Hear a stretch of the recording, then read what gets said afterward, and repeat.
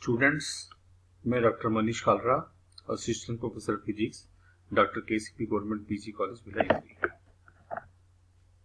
मैं आज आपके लिए रेफरेंस सिस्टम और इनर्शियल फ्रेम, जो कि बीएससी भाग 3 पेपर फर्स्ट यूनिट 1 का एक इम्पोर्टेंट टॉपिक है, पर कुछ चर्चा करूंगा।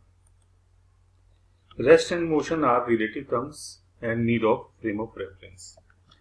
यदि समय के साथ किसी वस्तु की स्थिति बदलती है तो हम कहते हैं कि वस्तु गति की अवस्था में है, और यदि स्थिति नहीं बदलती तो हम कहते हैं कि वस्तु विरामावस्था अर्थात रेस्ट में है। विरामावस्था और गति की अवस्था दोनों ही निरपेक्ष और सापेक्ष हो सकती है, मगर एब्सोल्यूट या निरपेक्ष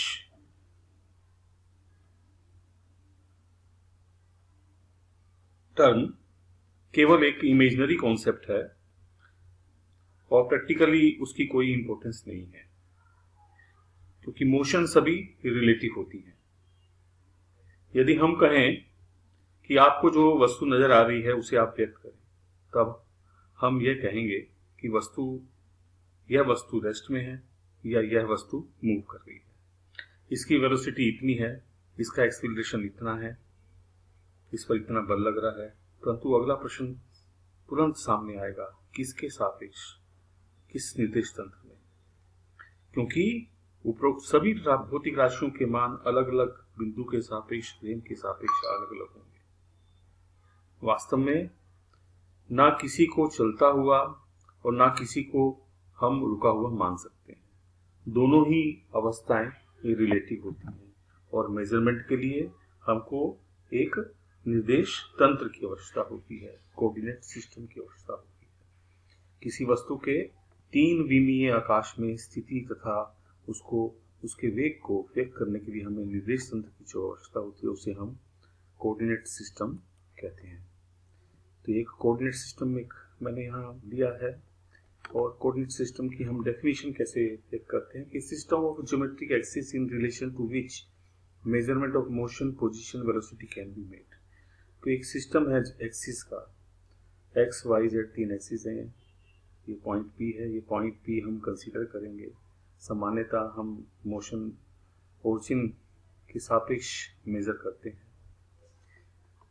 रिलेटिविटी में हम किसी भी पॉइंट को अगर हम स्टडी करते हैं तो उसकी स्पेस कोऑर्डिनेट होते हैं और टाइम कोऑर्डिनेट होता है। स्पेस कोऑर्डिनेट तो हम अगर लेते हैं एक्स वाई जेड 3 विमीय स्पेस में, और इवेंट में हमको स्पेस कोऑर्डिनेट के साथ टाइम भी हमको चाहिए होता है। इवेंट किसे कहते हैं? कोई भी ऐसी घटना, जैसे लाइट का टिमटिमाना, फ्लैश ऑफ लाइट, या बम का फटना, या घड़ी की सुइयों का टिक टिक करना। एक टिक प्रारंभ और टिक समाप्त एक घटना है। तो घटना को हम रिप्रेजेंट करते हैं space coordinate X Y Z और समय टी के साथ। तो ये हमारे पास इवेंट की बात हुई कि हम रिलेटिविटी में इवेंट किस रूप में व्यक्त करते हैं। हमने निर्देश तंत्र की बात की। हम पृथ्वी में अलग अलग स्थानों की पोजीशन को किस तरह व्यक्त करते हैं, वहां हम अक्षांश, देशांतर, लैटिट्यूड और लॉन्गिट्यूड के पदों में करते हैं, टर्म्स में करते हैं। तो लैटिट्यूड, लॉन्गिट्यूड जो है वो भी एक कोऑर्डिनेट सिस्टम ही है। हम डिफरेंट कोऑर्डिनेट सिस्टम अब तक पढ़ चुके हैं। हम सबसे सिंपल कोऑर्डिनेट सिस्टम कार्तीय निर्देशांक पद्धति, कार्टेशियन सिस्टम पढ़ते हैं, जिसमें एक्स वाई जेड हम कोऑर्डिनेट लेते हैं किसी पॉइंट पी के, और पॉइंट पी पर रखा हुआ कण मूव करता है, और एक्स वाई जेड के बीच में जो भी संबंध होता है वो उसकी गति को व्यक्त करता है। तत्पश्चात हम वेग, एक्सेलरेशन इत्यादि की गणना करते हैं। हम पढ़ते हैं एक प्लेन पोलर कोऑर्डिनेट सिस्टम, जिसमें हम केपलर्स लॉ का डेरिवेशंस पिछली कक्षाओं में कर चुके हैं। ये स्फेरिकल पोलर कोऑर्डिनेट सिस्टम है, जिसमें हम हाइड्रोजन एटम की एनर्जी स्टेट्स हम कैलकुलेट करते हैं। अलग अलग सिस्टम की आवश्यकता हमको इसलिए पड़ती है क्योंकि किसी विशेष सिस्टम में किसी समस्या का समाधान आसान रहता है। इसलिए डिफरेंट कोऑर्डिनेट सिस्टम हम प्रपोज करते हैं, इजाद किए गए हैं। एक और हम कोऑर्डिनेट सिस्टम पढ़ते हैं जिसको बेलनाकार या सिलेंड्रिकल कोऑर्डिनेट सिस्टम कहते हैं, और एक general coordinate system curly linear coordinate system होता है। तो ये जो फ्रेम ऑफ रेफरेंस है, इनको हम दो मुख्य कैटेगरीज के अंदर पढ़ते हैं, एक इनर्शियल फ्रेम और एक नॉन इनर्शियल, जड़त्वीय निर्देश तंत्र और नॉन अजड़त्वीय निर्देश तंत्र। जड़त्वीय निर्देश तंत्र जो हम रिलेटिविटी में यूज करेंगे आपेक्षिकता के सिद्धांत में, कि वो नियम, वो फ्रेम है जिसमें न्यूटन के प्रथम नियम का पूर्णतया पालन होता है। प्रथम नियम क्या है कि अकॉर्डिंग टू फर्स्ट लॉ, यदि F 0 है, किसी वस्तु पर कोई बल नहीं लग रहा है, यदि किसी वस्तु पर कोई बल नहीं लग रहा तो कोई त्वरण उत्पन्न नहीं होगा। इसका मतलब है त्वरण नहीं उत्पन्न होगा, मतलब वस्तु जहां है, जैसी है, रेस्ट में है, रेस्ट में रहेगी, एक समान वेग से गति कर रही है, उसी वेग से गति करती रहेगी जब तक कि हम बाह्य बल नहीं लगाएं। तो इसका मतलब है without force we can not change the state of motion of body. हम बॉडी की स्टेट में कोई परिवर्तन नहीं कर सकते। और जो फ्रेम इस नियम का पालन करता है बराबर 0 के कॉरस्पॉन्डिंग ए बराबर 0 फर्स्ट लॉ के अधीन रहता है जो फ्रेम, वो फ्रेम हमारा इनर्शियल फ्रेम ऑफ रेफरेंस कहलाता है। तो inertial frame, in inertial frame of reference there must be some force, एक फोर्स जरूर होना चाहिए जो वस्तु की गति में परिवर्तन के लिए उत्तरदायी होगा। इसको अभी हम एक उदाहरण से देखेंगे। उसके अलावा जो दूसरा हमने फ्रेम कहा था non inertial frame of reference, non inertial frame of reference ऐसे फ्रेम जो एक्सेलरेटेड होते हैं या रोटेटिंग फ्रेम होते हैं, वो सभी inertial frame of reference, non inertial frame of reference की कैटेगरी में आते हैं। ये एक हमारा इनर्शियल नॉन इनर्शियल का एक उदाहरण है। एक रेल का डिब्बा है, वो अभी स्टेशनरी खड़ा हुआ है, एक अंदर ऑब्जर्वर है, एक गेंद है, और समय बीतता जा रहा है, ऑब्जर्वर इस गेंद को ऑब्जर्व कर रहा है कि गेंद की स्थिति में कोई परिवर्तन नहीं हो रहा। बिल्कुल श्योर है ऑब्जर्वर की ये गेंद जो है जिस बॉक्स, जिस वेगन के अंदर है, वो एक जड़त्वीय निर्देश तंत्र है। इसके अलावा दूसरे संदर्भ में अगर मान लो वेगन जो रेलगाड़ी का एक पार्ट है, अचानक रेलगाड़ी चलती है तो वेगन मूव करता है, एक्सेलरेटेड मोशन होती है, तो उसी समय ये बॉल जो है थोड़ा दूसरी तरफ मूव करती है। तो ये ऑब्जर्वर ऑब्जर्व करता है कि ये गेंद जब दूसरी तरफ मूव करे तो कोई बल ऑब्जर्वर ने नहीं लगाया, कहीं से बल नहीं लगा और गेंद मूव कर रही है, तो वो कंक्लूड करेगा कि नहीं, अब ये फ्रेम बिना बल लगाए अगर वस्तु मूव कर रही है तो ये फ्रेम अब जड़त्वीय निर्देश तंत्र नहीं है, ये अजड़त्वीय निर्देश तंत्र है। कुछ देर बाद गाड़ी एक कांस्टेंट वेलोसिटी से मूव करने लगती है, पुनः गेंद अपनी स्थिति को प्रिजर्व रखती है, जहां है वहीं है समय के साथ। तो अगेन ये ऑब्जर्वर कंक्लूड करता है कि अब जो वेगन है, वो रेल का वेगन डिब्बा, वो अब जड़त्वीय निर्देश तंत्र हो गया। अब पुनः आगे बढ़ते हैं। ट्रेन जो है वो गंतव्य स्थान पर पहुंचने वाली है, ट्रेन रुकती है, रुकने से पहले ब्रेक लगते हैं, तो ब्रेक लगते ही इस बॉल पर एक कुछ मोशन क्रिएट होती है, बल लगता है, जिसके कारण ये गेंद की कुछ गति यहाँ ये ऑब्जर्वर प्रेषित करता है। तो ऑब्जर्वर कहेगा कि हमने बल लगाया नहीं, गेंद अपने आप मूव कर रही है। तो यहाँ पर न्यूटन के प्रथम नियम का उल्लंघन हो रहा है कि without force ball is moving. तो ये अभी ये वेगन जो है, रेल वेगन, पुनः अजड़त्वीय निर्देश तंत्र बन गई है।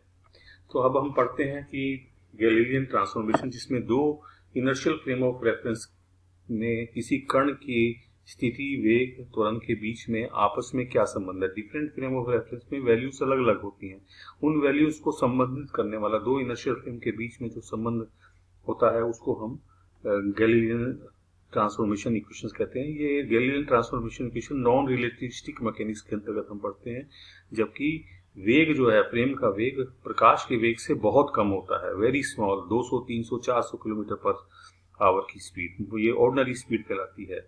इस स्थिति में जो संबंध है वो गैलीलियन ट्रांसफॉर्मेशन समीकरण कहलाते हैं। और गैलीलियन ट्रांसफॉर्मेशन समीकरण में हम समय एक ही लेते हैं दोनों फ्रेम में, same time for everyone, universal time scale के अंतर्गत दोनों फ्रेम में मेजरमेंट की जाती है। अब हम उसको डिराइव करते हैं। ये हमारा दो फ्रेम है, एस और S prime. S prime frame S के साथ संपाती होता है समय t बराबर 0 पर, अर्थात इसकी Y prime axis, X prime axis, Z prime axis S frame की एक्स वाई जेड एक्सिस के साथ संपाती होती हैं। और frame S prime v velocity से एक्स डायरेक्शन में मूव कर रहा है, बाकी दिशाएं एस फ्रेम के साथ समांतर रहती हैं। पॉइंट P के कोऑर्डिनेट एस फ्रेम के आधार के लिए एक्स वाई जेड t हैं, एस प्राइम फ्रेम के लिए X dash, X prime, Y prime, Z prime और टी प्राइम है। और पोजीशन वेक्टर पॉइंट P का एस फ्रेम के लिए आर, ओ डैश या ओ एस प्राइम फ्रेम के लिए आर प्राइम है।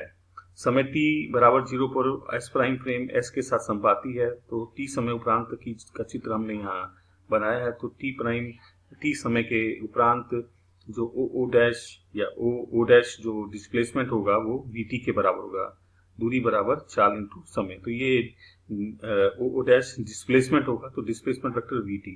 तो वेक्टर एडिशन लॉ को अगर हम यहाँ अप्लाई करते तो वेक्टर r बराबर vt vector plus vector r prime. तो r equal to r prime plus vt, r prime equal to r minus vt। और इनको अगर हम कोऑर्डिनेट्स में व्यक्त करते हैं तो ये कोऑर्डिनेट्स क्या हो गए, r प्राइम की जगह लिखा हमने x prime i plus y prime j plus z prime के x i plus y j plus z के minus vt i। Vector vt को हमने vt, और चूंकि vt की डायरेक्शन जो है डिस्प्लेसमेंट की डायरेक्शन i है तो i हमने रख लिया। इसको तुलना की तो हमारे पास x प्राइम बराबर x minus vt, y prime बराबर y, z प्राइम बराबर z, t प्राइम बराबर t आ गया। अब उसको हमने एक बार और डिफ्रेंशिएट किया तो डी पॉइंट p अगर समय के साथ अपनी स्थिति बदलता है तो D R prime by D T prime is equal to T R by D T minus V. और चूंकि टी प्राइम और टी बराबर हैं और D R prime by D T को हमने कहा कि जो कि कण की वेलोसिटी है एस प्राइम फ्रेम के ऑब्जर्वर के लिए, D R D T S frame के ऑब्जर्वर के अनुसार पार्टिकल की वेलोसिटी है। तो हमारे पास संबंध हो गया u prime equal to u minus V. पुनः इसको डिफरेंशिएट करते हैं तो du prime dt equal to du by dt। तो du प्राइम dt हमारा a प्राइम हो गया और du dt हमारा a हो गया। तो ये हम पाते हैं कि वेलोसिटी में चेंज आ रहा है, s प्राइम में वेलोसिटी, u प्राइम में वेलोसिटी और फ्रेम की वेलोसिटी का डिफरेंस है, और s प्राइम में वेलोसिटी बराबर हो जाएगी s प्राइम में वेलोसिटी प्लस v। ये रिलेशन हमारा u equal to u prime plus v velocity addition law कहलाता है। और यहाँ हमको निष्कर्ष मिल रहा है a prime equal to a। यहाँ पर हम जब इसको डिफरेंशिएट करते हैं तो v को जब हम t के रेस्पेक्ट में डिफरेंशिएट करते हैं, v is a constant velocity meaning constant का डिफरेंशिएशन 0। तो यहाँ हमारे पास निष्कर्ष आया a prime equal to a। इसका मीनिंग है कि s प्राइम का ऑब्जर्वर भी उस कण का उतना ही एक्सेलरेशन प्रेषित करेगा जितना s फ्रेम का ऑब्जर्वर करता है। अगर दोनों के मासिस को भी हम नॉन रिलेटिविस्टिक केस में कांस्टेंट मानते हैं तो s प्राइम फ्रेम में लगने वाला force s m a prime और s फ्रेम में लगने वाला फोर्स m a, तो f prime equal to f, दोनों फोर्सेस बराबर हैं। तो हम पाते हैं कि समीकरण 5 और 6 से स्पष्ट है कि दोनों वैल्यूज एक्सेलरेशन और फोर्स की एक इनर्शियल फ्रेम से दूसरे इनर्शियल फ्रेम में चेंज नहीं होता, या दूसरे शब्दों में कह सकते हैं acceleration and forces are invariant. और निष्कर्ष निकाल सकते हैं कि न्यूटन के नियम इनर्शियल फ्रेम में लागू रहते हैं और गैलीलियन रूपांतर में न्यूटन के नियम अपरिवर्तित रहता है। एज पर equation 5 the acceleration is invariant under Galilean transformation.